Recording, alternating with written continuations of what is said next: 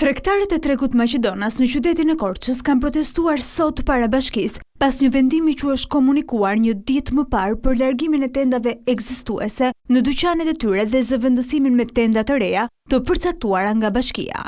Ky investim duhet të përballohet me të ardhurat e tregtarëve, ndaj edhe ata kanë protestuar duke u shprehur se në kushtet kur është bërë e vështirë për mbijetesën e bizneseve, kjo kosto është e papërballueshme për ta. Ndruam, nga 1 milion paguam të tërë si që jemi këtu. Tashi, pas ka dalë ndonjë vendim, nuk e di çfarë vendim, që të heqim këto tenda dhe të vëmë të kuqe, të bukura.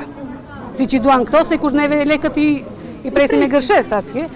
Edhe pastaj, jashtë do nxjerrim vetëm nga një kur nga 5 bluza të duket bukur.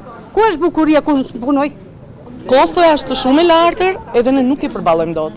Pak se njerëzit kanë ikur nga qyteti, ka shumë pak njerëz. Domethënë nuk ka treg që të thuash del në punë, vetëm se thjesht duhet të hapim dyqanin.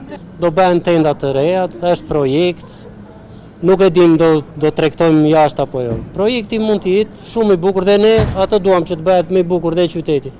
Puna është, ne nuk e përballojmë dot vendosjen e tendave, ose si që i thonë do t'i bënim arkitekt me kështu. Pasi është pritur për më shumë se një orë që kryebashkiaku të dalë dhe të sqarohet me tregtarët, ata janë larguar duke u shprehur se në këto kushte do të vijojnë të tregtojnë vetëm brenda dyqaneve.